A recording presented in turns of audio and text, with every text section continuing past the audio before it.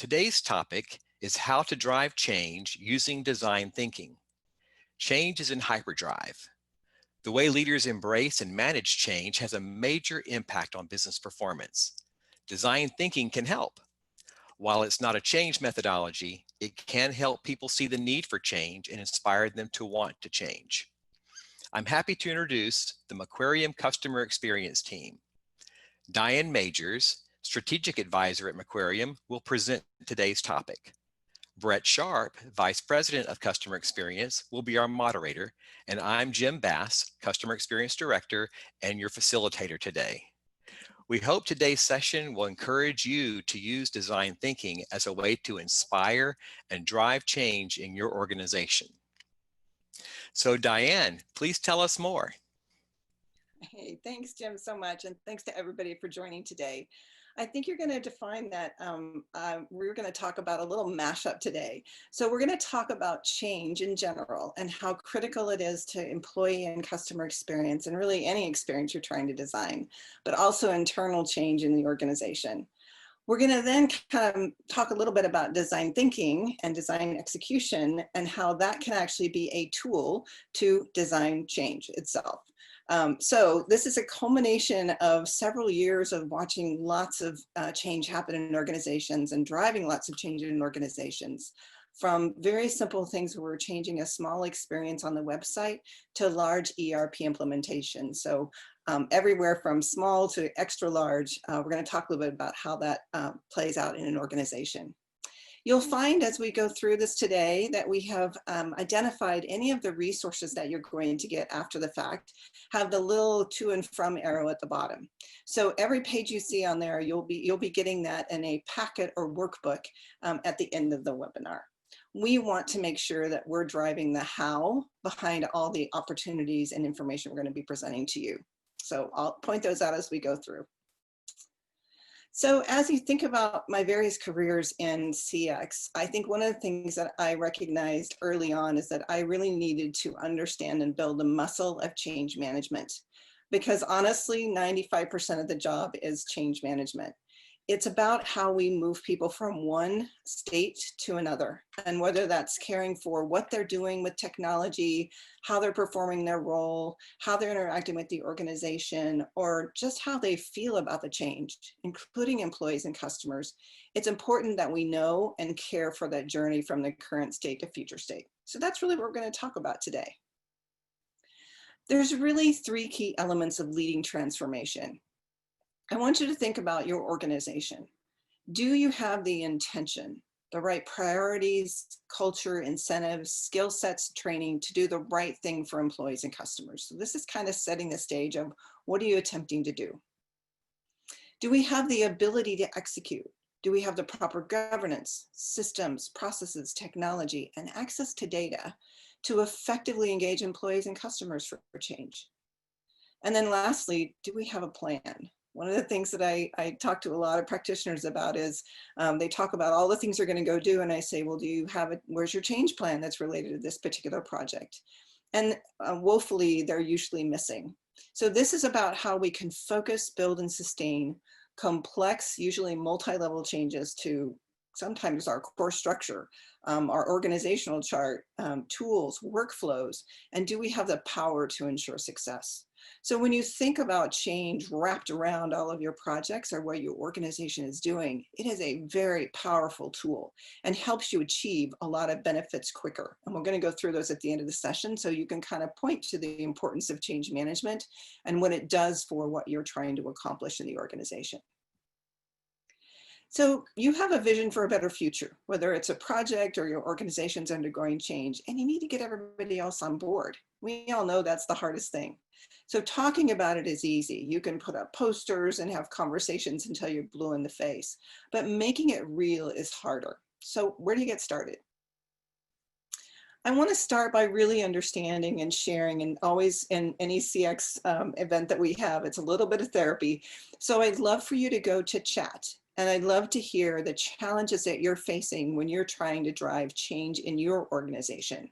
I'll give you just about a minute and a half to put those into chat, and then we'll summarize those and share them back out. Great, we're starting to see training Training is a huge issue. Executives don't pay attention to change. Not making sure, I'm not calling the baby ugly when executives are proud of what they've done.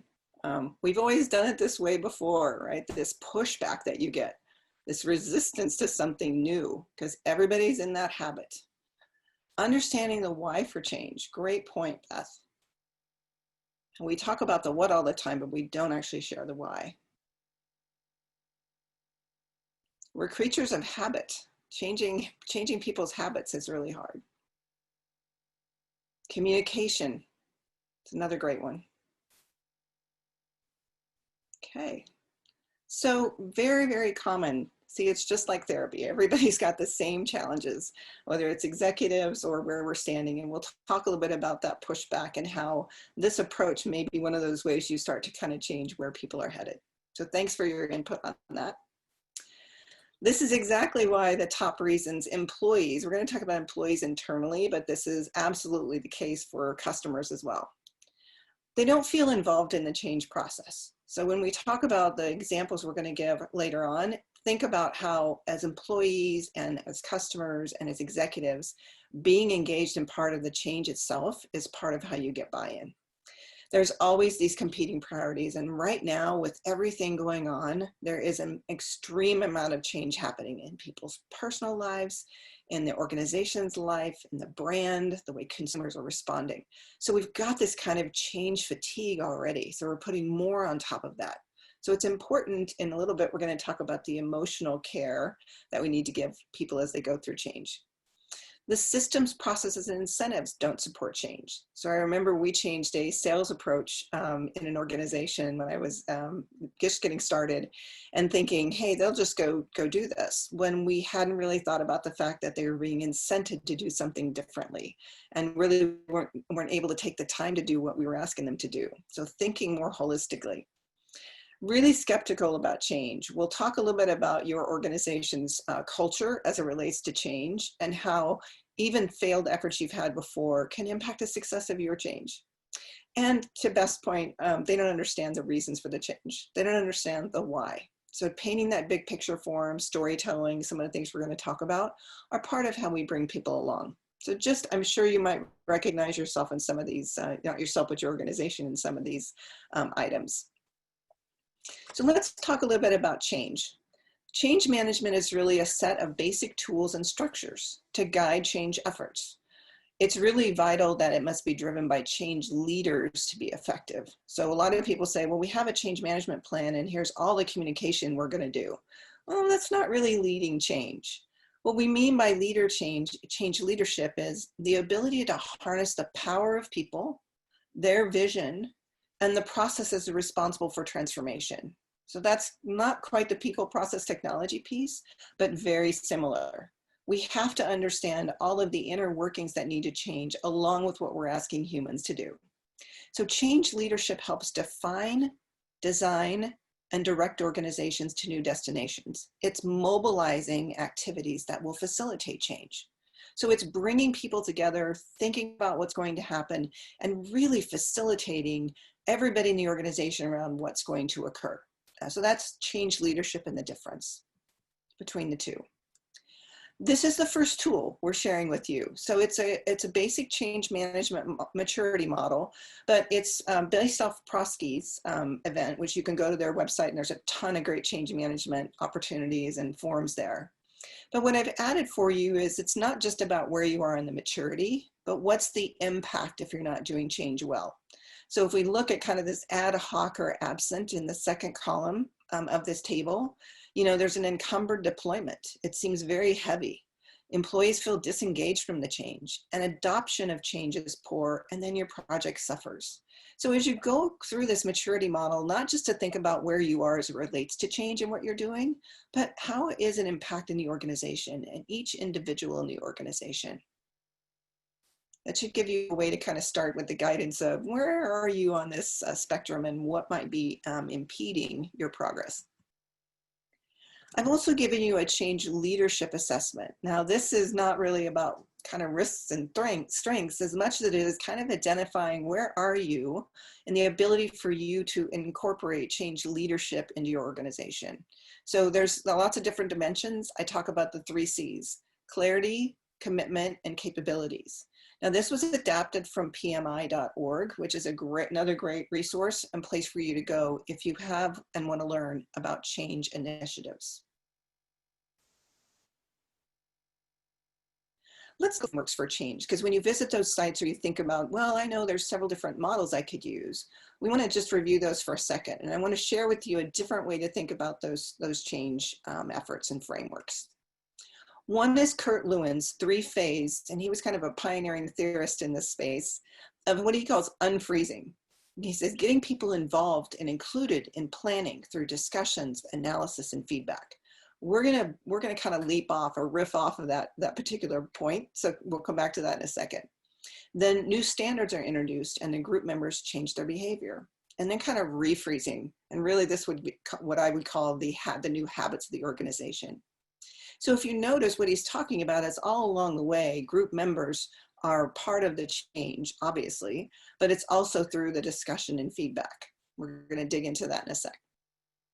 There's also Kotter's 8-step process. You've probably seen this in a lot of them, more of a modern management agenda, they call it. It's about building a coalition. And what that really means is it's bringing people along, bringing them together, forming a vision and strategy, communication, enabling action to remove barriers, getting short-term wins, consolidating success, and then integrating these approaches into culture. So it doesn't matter which framework you use, it's whatever's best for your culture of your organization. But what you'll see as the key theme here is there's definitely that momentum and movement. And the more this evolves, change management evolves and change leadership, we see more and more being about the psychology of where the organization is and where each individual is. So I want you to think, as we go through this next phase, a little bit about a current or a past project you've had in place. So this will give you a little context for how to think about this next concept. I'm going to ask you a question about that project you're thinking about in your head. Are you designing a room? Are you building a building? Or are you building a city? So really what we're trying to identify is, what is the scope of this change in this project that you have? Is it kind of a small incremental change, or is it really large? So the first thing to think about is we need to really understand the level of change and what we need to identify as part of that change. So you'll see here in a level 1, it's kind of a simple function change. But operationally, you don't really have a lot of processes or policy changes that need to occur. There might be minor changes in the ways of working. It could be something as simple as, training somebody new on, this is where you find your workspace in the morning when you come into our new open environment. Are there cultural challenges? How are the changes are they consistent with the culture, or are they brand new? And then leading change, really probably minimal leadership required. Changes can be initiated more with communication. And go all the way over to the right-hand side where you see level 3. I equate this sometimes to DEF CON, not by the same number, but this is a large dramatic change. So I think about an ERP implementation or a completely new leadership structure where people are truly transforming. There's been a disruption that has either come, or you're creating disruption in your industry. This is where you have to look at really fundamental behaviors, new capabilities, new talent, new skill sets, things that are radically going to make a difference in the culture and how things need to change. So the first thing to do is really, just like we do with projects, what's the scope of this change? What do I need to consider in that change? And how do I need to get people involved? Because it's more challenging, of course, the more difficult you are. So just a good way to think about who needs to be involved, what needs to be involved, how much leadership do I need, and what do I need to plan out? Thinking about that same approach then across the bottom of this 2x2, very simple model, is it a small incremental change, or is it really a disruptive change? Kind of the change characteristic, if you will. In the y-axis along the left-hand side, it's really about your organization. Is your organization really change resistant? Do they handle change well? Or are they really change ready? Or have they always been like, what's the next best thing we can do? What is your culture? So mashing up that whole, what is this, the size of this, the prize, so to speak, but also how open is your organization to change? And then is it large or small? So we're kind of trying to mesh those up and put them in buckets so we can see really high risk if it's change resistant and it's a big disruptive change. This again helps you plan the depth of your change management project plan and your activities. But all changes start small, and really they start with people. So let's talk a little bit about how change is really emotionally charged. So we know anytime change has been an opportunity for us, or somebody has said, you know, we're going to change X, Y, or Z, we immediately have this very visceral emotional reaction to it, because we're all creatures of habit, and anything that changes, even if we kind of understand the why, and we can see rationally, we're still in our heads talking to ourselves about, yeah, but what could happen? So you see here, this is Plutchik's psychoevolutionary theory of emotion. We're not getting scientific about it, but if you just look at it, you can probably identify the last time change happened to you. You can find a bucket on here that says, I was really annoyed that this was going to change when we just made the change 6 months ago. Or I was really sad that we were really retiring this great new product that we'd launched because somebody was calling the baby ugly, so to speak. So really identifying, when we think about change, we have to think about the human emotion behind it, because that's really what we need to change. This is an example of one quote that I got from somebody in an organization I worked in, where we were talking about it, and we were kind of doing a retrospection on it. And he said, you know, my leader never told me why things needed to change. It was really too much of a top-down approach. It was really broad and didn't let me translate into what I do every day. I felt angry, unprepared, and apprehensive about my job. So these are the types of things that we want to put in our change plan. How are we going to understand which group of individuals, and down to the individual, what is going to change for them, and how might they be feeling about the change? So we need to recognize those sentiments, target the emotions we want to invoke, define the link of emotion to behavior and engagement. So you all know, anybody who's sitting in a room with their arms crossed, you know they're probably going to be an uphill battle to kind of change their behavior. They've dug in their heels. We want to define the why for the what. So if people are feeling anxious, how can we then plan to alleviate that anxiety? And then designing for the emotion we want. So we're starting to kind of tip over a little bit into, great, we've identified the scope, we've figured out what we're going to impact, and now we need to figure out, well, how are we going to design for that? Where does the plan tell us what to do next? I'm going to share with you Kubler-Ross's change curve. Now, you probably maybe associate or remember from your psychology classes in school, Kubler-Ross was really the person who talked about death and dying. So talk about a huge loss and change in people's lives. They helped really to provide not only for the patient, but also the families, what change they were going to go through. So this is kind of the grief model a little bit. And with any change, there's sometimes a teeny bit of grief, but going through that kind of denial and frustration and depression, and then experimenting with it, making a decision that's going to be better and positive, and then really integrated it into what you do. So we see that creating alignment, maximizing communication, sparking motivation, developing capabilities, making people, you know, part of the change, and helping them with new skills, and really sharing the knowledge of where we're headed. So these are some things to consider when we talk about that emotion, and we talk about how we're going to bring people along by involving them and really designing not only the change, but designing what the change means for them.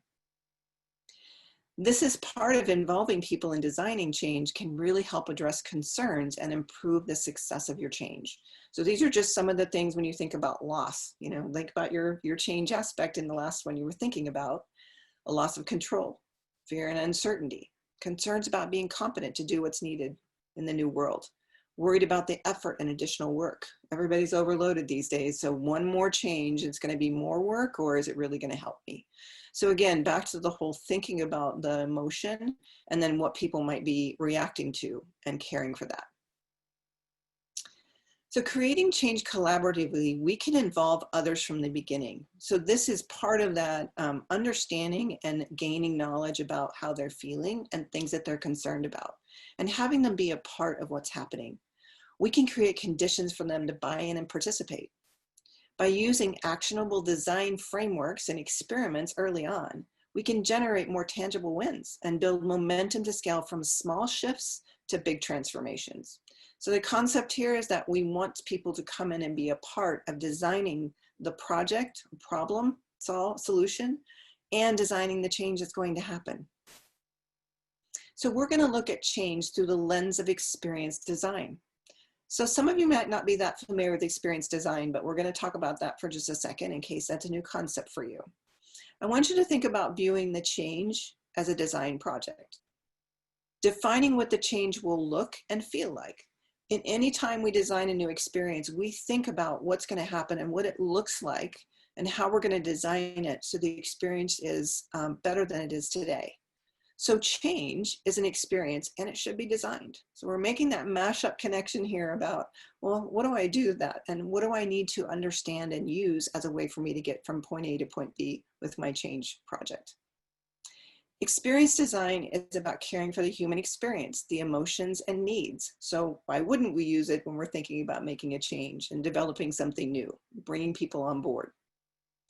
It's really a human-centered way of working that dramatically accelerates the speed, quality, and impact of new ideas, engages the organization, and helps you really develop more holistic solutions. So thinking about your current change plan that you have in your head, I bet there's a lot of great communication around it, but have you really understood all the things that it's impacting? Processes, policies, workflows, how things get done, efficiency, effectiveness. So when we start with design, we start with this uncertainty and kind of what are the patterns that we're seeing and how can we gain more insights about how not only the project, but how is the change going to be handled. There are concepts and prototyping. We get more clarity and focus as we go along, and then we design the change to happen. So it's taking the experience design and applying it to the project as well as the change that needs to happen along with it. Design can add a lot to the strategy and process of change management.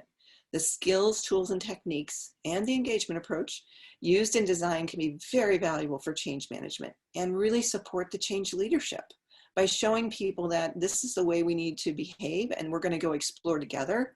That's a great way to lead people. It's also making it very personal, back to those emotions. It's being purposeful about getting people from point A to point B and caring for those emotions, but also what they do in their work.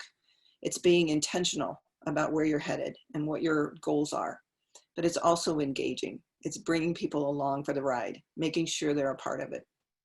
I want to talk a little bit about thinking about really hands-on. So in design thinking, many of the activities are hands-on because we really want to engage for change. We talk about kind of four concepts of this. This is experiential. It's about being playful. It's iterative and it's collaborative. These concepts of bringing people along and having them do something differently is also really a shift typically in how we work. I can't tell you how many workshops I've done where people say, oh, we're just not going to sit and walk through a spreadsheet, you know, to take all these requirements and turn them into a prioritization model. Oh no, we're going to get up and get hands-on. Because we know as kids, that was the best way for us to learn. If you look at the little guy with the science experiment, how many of you remember that science experiment really sticks in your head much longer than the books do? That's exactly why design thinking and hands-on learning is important. Adults really find that curiosity when they're able to be playful. They're able to look at things in a different light and start to ask questions that is usually not really a given in an organization. It's also iterative. So defining a project and then defining your change management, sometimes that you're kind of stuck. But when you design a change management and a project and you're iterative, you can make adjustments along the way. That ends up with a better project, and also people are more engaged and involved. And then obviously collaboration of making people feel a part of it, which drives a lot of benefits we're going to talk about in just a second. Jim's going to share at the end of this the opportunity that he did in one organization that really helped leverage these capabilities and these different way of engaging people. So let's do some examples. So what do you mean by this? So I want to share some design techniques and give you a scenario that we're going to think about how we would approach this change and how we would use these techniques. So I want you to think about if you and your organization were to think about a customer and employee collaboration portal launch. So we are going to provide an app that is going to put the customer and employee kind of talking to each other, not just care and service, but more of like a community, especially like in a B2B. So that's a scenario.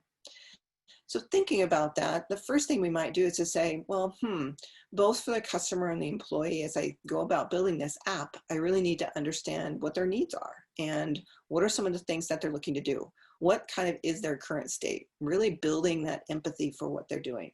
You know, what are they thinking and feeling? What are they hearing? What are they saying and doing? What's their attitude toward this project and everybody else that's going to be engaged and involved? What does she see? So we really spend time with hands-on, just kind of putting a lot of information in these boxes as we think through this person and how she would not only use the app, for example, but what is she worried about? That kind of back to that emotional piece. So we do that in this particular technique. We also talk about the pain. So here we are. What are the fears, frustrations, or obstacles she might be facing, not only with the app and what she needs to do, her needs, but also as a change perspective. What might be part of the pain she goes through? Well, she's used to doing things in a certain way. How is this going to be different? What are the benefits? And that's where we leap over then identifying the gains, the benefits that this is going to create for each individual in the organization, and how we can then communicate that and make them a part of it. So bringing people in to do this empathy map and really gaining a lot of it, very powerful tool just to open our eyes a little bit about, well, I didn't think about that as much as I should have. Here's another one, a design technique called the victory circle. This is really about envisioning and defining the future and the goals. So it's a pretty simple technique, and I'll give you a hint. I've used this in meetings before they begin. I've used it in very small projects and very large projects.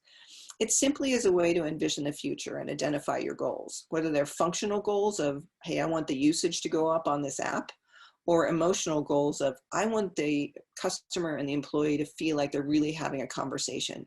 So what we do is we really define and describe what that future is going to look like, because that helps us to understand where we're headed, and it's part of change. A lot of times with change, people get introduced to the change and they really can't see how it's going to end or what the impacts are going to be.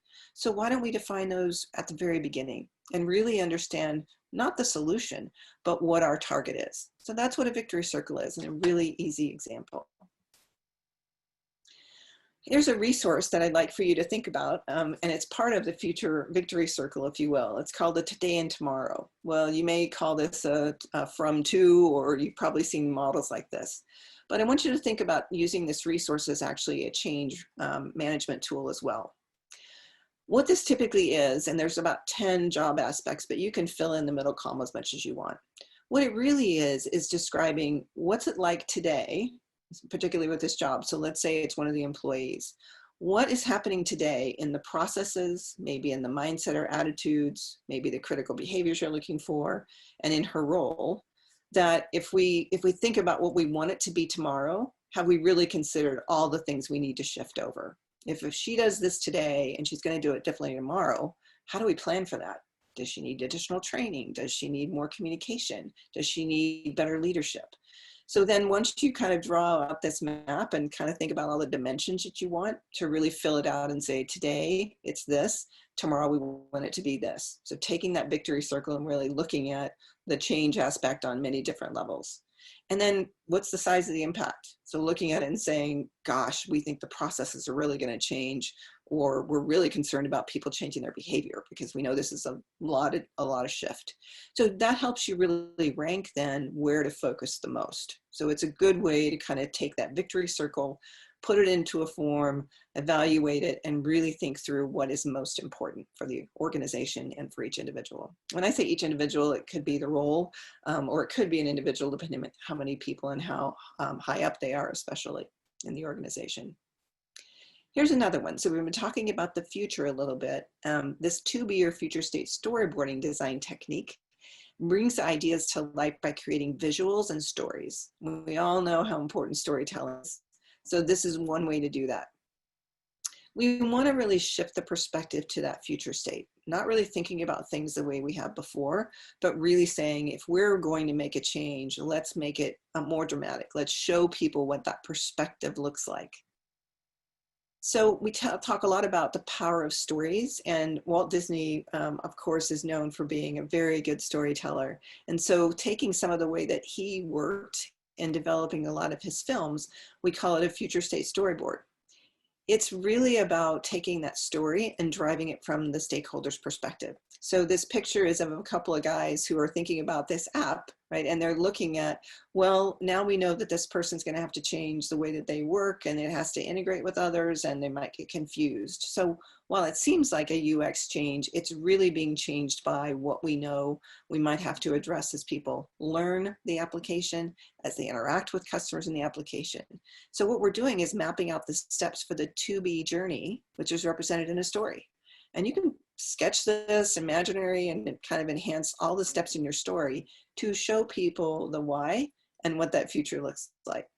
So I'll give you a great example. Airbnb, when they were ready to make a change to their guest and host experiences, used a storyboard, and the story behind it, of course, to tell the tale of how things were going to change in the communication between the guest and the host. And so talking about it from the guest journey and putting in these pictures and walking people through the storyboard really was effective because people could visualize it. And about, I think it's like 24% of people are visual learners. So it's really helpful to be able to talk about and show them what it's going to look like. Well, they turned right around and did it for the guest journey as well, talking about, well, what's it like on the other side? So thinking about this example with an employee and a customer, both having that app and the way that their journey is going to be different, and then also the delta. So you can look at what they might be feeling at a certain stage, or understanding their goals, back to the empathy, or what they might be seeing or hearing. So we have, this is a great way to be able to tell the story, demonstrate what you're trying to do, and identify any issues that might be an opportunity or where you want to care for the experience. So I also included a template that is about storytelling. And this is a great way. It's from a company called Winning by Design. And normally he focuses on sales more so than anything else.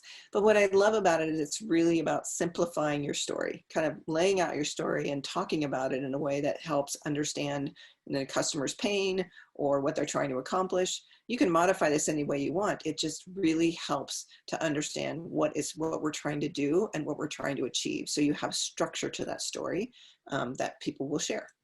And of course, the impact at the very bottom, you can see on the right-hand side. So the last thing to think about is really a design technique called prototyping. And I call this kind of trying it on, right? Trying on what's going to happen. So as you've gone through this design and thought about the change and thought about what's going to change for the individuals, you can actually create prototypes. This is really an experimental method of a proposed solution. It creates a tangible way to test and explore ideas before doing the detailed design and launching. You create a prototype in a situation, you gather teams around to try it out, and you gather their feedback. It's really a pretty easy concept. A little hard to execute because it's a lot of collaboration and putting things out there. But now that you've gone through the design phase, you've cared for those changes, you can actually test it out. And I love to do this and have people talk out loud because it lets me know what's going on in their head to account for all those change aspects. Well, what about this? Or what happens if I do this?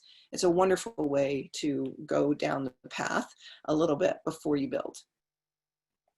It also, when you engage people in change, especially like the prototyping, it drives accountability and adoption. So if somebody's involved in a change or a project and they're using these design thinking, they are more aligned and accountable because it was kind of their idea.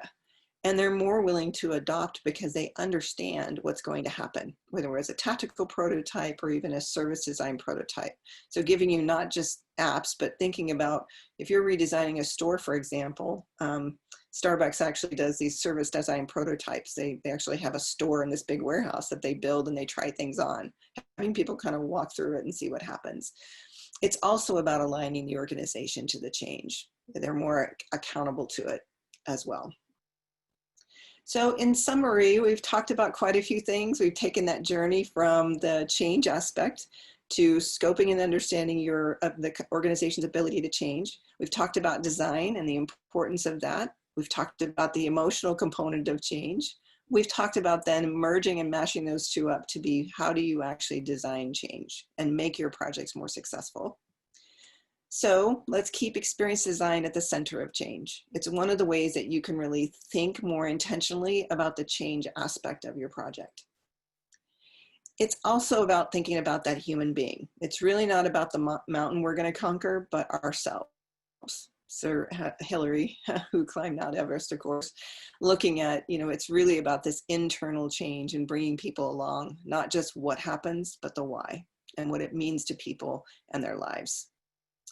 Designing change results, we talked about a little bit of accountability, but we also know that improving change drives adoption and speed. So people are more readily able to change quicker, which gets you to your results quicker. It builds accountability. It accelerates that innovation. It engages employees, and it really grows the skills. So we call this change by design. What if we could? Really thinking about the opportunities we have if we're trying to change things from one point to the next. Everybody's designing that. So what if we could make the change impactful, emotional, human? It's change by design.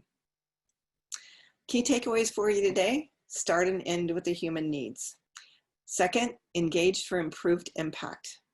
And third, purposeful design of the what, the why, and the how. We'll open it up for discussion in just a second, but I wanted to pass it over to Jim because he's got a story to share about how he applied these techniques at one of the companies he worked with. Jim? Awesome. Thanks, Diane. Appreciate that. A lot of great information there. What I want to echo is that I really see that power of using design thinking to drive change. The power there is all about that human aspect. It's all about the engaging, human engaging piece of it and the communication. So I want to give you an example where this really worked really well. So at one point in my career at McKesson Corporation, we needed to migrate our highly customized service ticketing system to a new CRM. And the new product would be and right out of the box, this was not going to meet the current workflows and the enhanced functionality that we had all become used to. And on top of that, performance of the new system was not going to be as good as the old one. So knowing that the future state was not going to be as good as the previous ticketing system, leadership took a very proactive approach and was very transparent about those limitations. We use the concepts that Diane just mentioned, on the engagement slide. So the experiential, playful, iterative, and collaborative. And I would even say, even add empathetic to that. Managers and team leads were encouraged to play in the sandbox. And so the sandbox was like a testing environment. And while they're in that environment, they could benchmark the exact performance and identify where workflows would change and where additional tools might be needed. They then shared that information with the customer service reps. And then when they had a chance to play in the sandbox, they used that information to either validate the findings of the previous iteration or develop plans to mitigate the performance issues or suggest alternate workflows or process changes. So they were in the solution. The result was a very highly engaged team with a strong knowledge of the new product and a plan of attack that they helped design.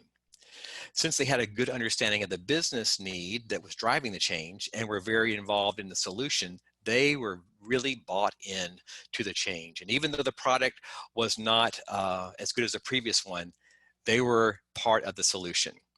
And when we actually went live, everyone was so focused that they actually reduced the backlog instead of it increasing. No one expected that to happen, but we were so hyper-focused, and because they were so engaged, we actually were much more successful than our leaderships thought we would be. So I think there's a lot of power in using these concepts for design thinking to drive change in your organization. So thanks for letting me share that, Diane. Absolutely. Brett, do you want to go ahead and bring us up to speed on some of the Q&A that's coming in? Yeah, thank you, Diane, for the provocative, presentation, and Jim for that great example. We've been really getting a lot of good questions that see the challenges around change and everything from very tactical actions to take all the way up to kind of those big lens, broad view questions, as you can imagine. So let's start in this case with a few of the ones that are on the tactical that we can, I think, knock through pretty quickly. So we had a great question around when we go through change, mostly organizational change, and how do we affect those? A lot of the people that are going to be affected by the change can't actually know about it until it happens, right? So in the case of the question that was posed here is, let's say we have an example where we're moving people from one department or a department from one or part of the organization to another part of the organization. You want to use all these tools and techniques, but how do we do it given the sensitivity of that approach? Diane, I want to start with you. And Jim, please feel free to jump in with thoughts on this as well, or examples. Yeah. Thanks. And I think we should also mention, if we don't get to all the questions or answers, or there's more conversation, we are available to have a conversation offline. So if we don't get to it, we'll answer it either online or give you a holler and then share the information back with everybody, since we have your emails. I think that's where the empathy mapping comes in. So personas exist for a reason, profiles, whatever you use in your organization. It's a good way to begin to understand the avatar, if you will, of the person that you're designing for. So if they're not available, like let's say it's a frontline change or a manager change, you can have somebody stand in for them, look at your personas, look at your avatar, look at the data about what they're doing today, go and observe. You don't have to let them know where you are, just, do some hangouts and kind of talk to them about what's going on and some of their frustrations, kind of dig in a little bit to that. So you're going to have to kind of play a little bit of a detective to figure that out. But it's also then, as the change happens, I call this hypercare. We have hypercare when we launch new applications, where we kind of have this team that's ready to take things, even though we might have tested extensively, is to have a hypercare team for the change itself. Now, while that sounds kind of strange because we're used to it being a call center hypercare, it really is about those people who are struggling. They have a place to go. They have people they can go to mentor them. They can get additional training. So really think about how you're going to care. Try to investigate up front, and then make sure you've got a heavier care component in the back. I mean, I don't mean care by support. I mean how they're going to go through the change, because you might have missed something if you're not able to really talk to them about the change and what happens. You need a way to be agile and respond to that. Anything from the audience? Thank you, Diane. Well, I'd like to say one thing. When I love the idea of the kind of the sneaky observational piece, and I don't mean that in a bad way or negative, right? But in terms of when I was at Athena Health, one of the things that we were going through is we'd have about every 6 to 9 months, frankly, a pretty large organizational change. And the way that we did a lot of that pretty effectively was through kind of observational techniques under the guise of the larger, kind of where are we going on the strategic innovation? Where are we going on all this? So we'd have sessions where we'd monitor some of the frontline staff and see how they're going. We'd have it with the different, customer success team and how are they implementing new things. So you could get a good sense of, hey, we're trying to align, and which you really are. You're trying to align the organization to work as effectively as possible. But you can also learn a little bit more in that kind of observational technique before things happen, and see the impact it'll have. Definitely. It also gives you the before and after picture of how things, the culture and the sense of the organization, what people are doing, how effective they are, because I didn't have a chance to talk about it, but there's also all these things that you want to manage and monitor so you can actually tell the business case story behind the change and how it's changing people's productivity, for example, or efficiency. So that's a whole other. And one of the big benefits we got that was kind of not planned for was actually the tweaks along the way in the change plan, right? So in other words, we'd see that, and it's kind of the bridge of the before and after. Hey, guess what? Here's where we're headed. But that's not going to work. We've already identified early on before we get there what's going to work. So I think that's great. And that leads us to the next question. So there's a great one around for experience design changes. What does the CX person do, and what does the change management person do? And I'd like to kind of kick this one off a little bit in the fact that I think, Diane, you talked about it a little bit, is it really is, it's not that a change management should be the person, right? Change management is more of that team and that alignment and how do we go forward with it? So while CX is always a huge contributor to that, they should be part of that broader team, right? It's not just one person that has all the weight of this on their shoulder. Can you tell us a little bit more?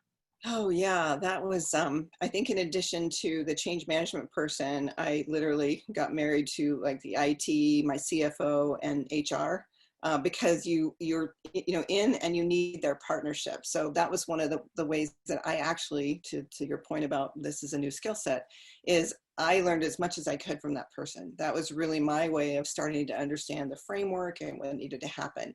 And so every time a project was coming along, you know, we'd give them a heads up. They'd come and be a part of these sessions. They'd go back and really think about it. They added all that detail around things we hadn't thought of, or applying a particular technique or a piece of communication that might help for a person who likes this channel versus this. So they're really the guts of what happened. We're kind of stimulating and throwing off all this, you know, great information and how do we care for this? They have the skill set to really apply those best practices to it. So it was really a great joint partnership. Us kind of talking about, here's the things we want to do, here's what we're learning about the change, and then they really help with bringing that to bear. And same for us, the design techniques. I remember she attended her first, one of my workshops for design thinking. We were just teaching the organization, and she came and she said, I had no idea. I never thought about using this for my change components, like bringing people along. So it's very much a symbiotic relationship if you approach it right. So I think sit down and have that conversation with that person. You, by the way, you're lucky to have a change management person. Absolutely. It's rare to come by. Yeah, Really rare. absolutely, Diane. Having a change person to join with you in your CX initiatives is critical. And I'll just add a little bit to that, and that is, you know, customer experience is really nothing more than change on steroids, continual change, right? So I think as a CX lead partnering with a change management lead, it's really kind of advocating for the things that you know that are going to change, or impacts for your customer that could change, or things that you might be aware from the business or the employee perspective that are going to change, and help inform the change leader so that they can be better prepared in what they're going to be doing from leading the change. It's definitely a muscle that I think it should be a competency, because it's 95% of the job when you're in customer experience is change. Yeah, and I love that. This is because as CX professionals, you know, we're one of the few groups that actually get to that top level, right? We helicopter up, we go across all the different divisions and the, you know, business units. And I think, you know, because of that, we see a different perspective. But the reality is we can't be experts in all of those areas, right? It has to be a team effort. It has to be the experts in each of those different divisions are bringing forth that level of knowledge and to make it really effective. So I love that. I love that. Moving to the next question. So I think we have a really cool one here about, are there applications that use design thinking that can work in a change management effort? I think you talked about this a little bit, Diane, but can you give a couple other examples here? You mean where you can find design thinking resources? I'm not sure who asked the person. Yeah, I think, so this is, I think Marcus's question, so I don't know if he can be live and talk to it, but I think part of it is, what are some of the different tools or the applications? So we use empathy mapping, right? We talked about that a little bit. Yeah. But what are some of the other ways that during a change, when we're designing for change, how do we use some of the design thinking kind of tools and techniques to really move that forward? Yeah, there's a couple places I would send you. There's one that Luma certified, Luma, Luma Institute. And they have a lot of really great resources where you can go and get these, like the techniques here. They just very simply kind of walk you through when to use them, what to do. And you kind of have to look at them with a different lens to say, I'm designing something, I'm designing change. So what is that? So there's a great one that they do on behaviors, obstacles, and enablers. So they talk about what behaviors we're looking for, what are the obstacles in the way, and then what do we need to enable. So a simple design technique like that, turn toward the employee or whatever whoever the person is you're trying to change is good. So that's one. IDEO has, IDEO is an institute that was started by Tim Brown and his twin brother, by the way, that really has been kind of the leader in design thinking. And they have created in the last few years some great toolkits that you can download and use. So there's all kinds of resources, if you look it up, that are just exercises. And that's what these are. They're just exercises, just using them in a different way. Those are it's fantastic. That's great, because we use the same thing. We use the IDEO framework for a lot of how do we drive change, especially with forward looking into the innovation space. And so it was a nice complementary of, you know, getting to a service blueprint, getting to organizational alignment. So those tools and techniques are absolutely fantastic, and I'd highly recommend them as well. It's great to have, it's great to have the toolbox of things that you can use. Like going into a situation, it's like, what's the right, my husband always says, what's the right tool for the job, right? So that's how he validates that he can buy all those tools in the garage, I think. But it's what I think about when I think about if I'm going into a situation, you know, what is the best tool for this particular environment and the people that are there and what I'm trying to accomplish. So it does give you a repertoire of things that you can pick from. So I might be biased with your husband here, but I agree. It's all about the right tool. But I think that's also the CX mantra, right? Because you can't apply everything to every situation, right? So you've got to have the right tool, the right technique. So I think that's great. I want to shift gears a little bit. We're going to go a little bit more strategic, a little more future, a little more upscale here. So I think a couple things. Colin's thrown some really great questions at us. And I want to kind of understand a little bit more about, let's see, his question around how's Macquarium rooted change in evidence, voice of the customer, MPS, empathy interviews, and feedback loops to continue to shape the direction as more information is learned. Jim, I know this is your sweet spot, right? This is where you spend a lot of time. Can you give us a perspective on that? Yeah, so what I'll do is I'm going to kind of go up a little bit, even a higher level, and that is really kind of bringing that into the future of change. You know, I think Colin, you mentioned this as well, and you know, Colin is like the master, right? He's the master change guy here. So he's giving us some really good questions. I think, you know, the environment that we're in right now, the world pandemic that's going on, the fact that everyone is, you know, moving to remote working right now, all the things that are happening in our world today are really going to kind of define some of this future of change and how change happens. And so a lot of it we're learning as we go, and I think a lot of it is about failing fast and being able to fail fast. And while everything is in such disruption, being able to react and to change and to move again, try something new. So I think part of the future of change is really unknown as we kind of are living it right now and moving through it. I think we're going to emerge with a lot more insight and knowledge on what we do in the future of change. But looking at, you know, evidence like VOC, empathy interviews, NPS, feedback loops, you know, again, it goes back to the design thinking, and it's about listening. What are the people who are being impacted by the change experiencing? What are their preferences? What are the things that they need? Understanding their individual preferences, styles, education, ways of learning. All of those pieces are going to be extremely important, but also adds a bigger layer of complexity to the whole change recipe. So I think it's really being able to manage all of those complexities and understanding all of those personalities and those preferences to be able to then really deploy the changes. So whether you're collecting this information through surveys, through VOC or VOE, if we're really working with employees to change, then I think those are the places that are going to be key listening points. But really having any type of tool that can actually get to those preferences, get to those learning styles, get to those worldviews and understanding their diversity and how that impacts their ability to change and the way they accept change are going to be critical. Agree. Yeah, no, it's fantastic. Agree completely. I'm going to kind of transition that a little bit to, I think, one of Colin's questions as well in terms of kind of the future of change, right? I think, you know, you brought it up, Jim, and the fact that, you know, the way the markets are changing, the way the companies are need to change, digital transformation, right? The whole idea of how do we actually bring all these things together? Some of it forced, some of it is just the nature of constant change and the speed of which people move these days. But I think, how do we really talk about what needs to be different as we sit there and say, I'm a traditional company, I'm moving to digital. That we've been dealing with for several years, right? Maybe not at the pace that we're dealing with it right now because of COVID and the pandemic, but we've been dealing with that. But what does that next level look like, right? What do we do when we got to get to a full, you know, completely omni-channel, completely everything all time, 24 hours, right? How do we actually take change when there is no period of time, right? It's the future of it's always on. How do we manage that?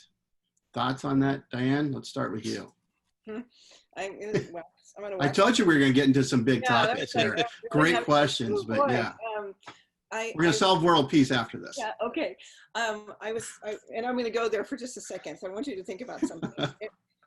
you know, I was talking to a friend of mine, and she's one of those way out there, always talking about the future. She's very much a futurist, and we were talking about how AI and all this, you know, I get my package in 2 hours or whatever, all this reduction of effort and things are going to be easier.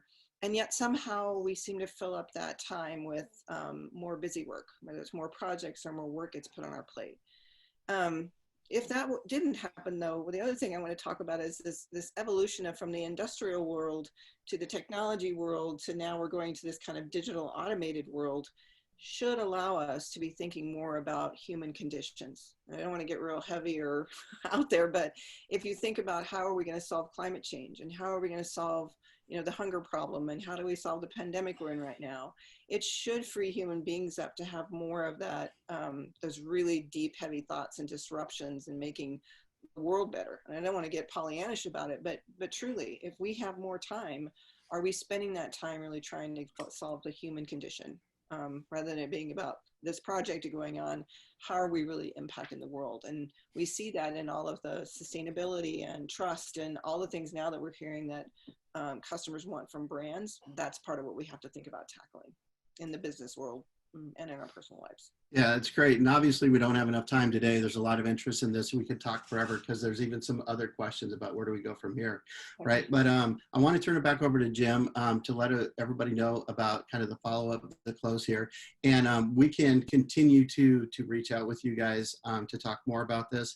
We're also going to be having another session that kind of talks about how the whole digital transformation and how do we handle that more effectively during these times. So Jim, you want to wrap us up? Absolutely. And I just want to add real quick, you know, the pendulum will swing. We're already seeing it happening. There's so much digital demand right now, but then there's also this human demand because digital is almost overwhelmed right now. So it's going to be interesting to see how this all plays out in the next year or so. So thank you, Diane. Great information, great insight and wisdom. Thank you, Brett, for moderating for us today and bringing in some of these great questions and answers. Many thanks to everyone who attended today. We hope you were able to take away a few ideas that you can act on this week. And just as a reminder, after we present our topics, we're going to send you an email with a link to the recording and the worksheets and the materials that we referenced. So be on the lookout for an email message from us in the next few days. Our next webinar will be on Thursday, September 10th at 2:30 p.m. And the topic is, should everything be digital? So kind of ending on that note after we just had that question. So we'll hope you'll join us again, and we hope this has been helpful to you. Have a great week. Thanks, everyone. Thank you.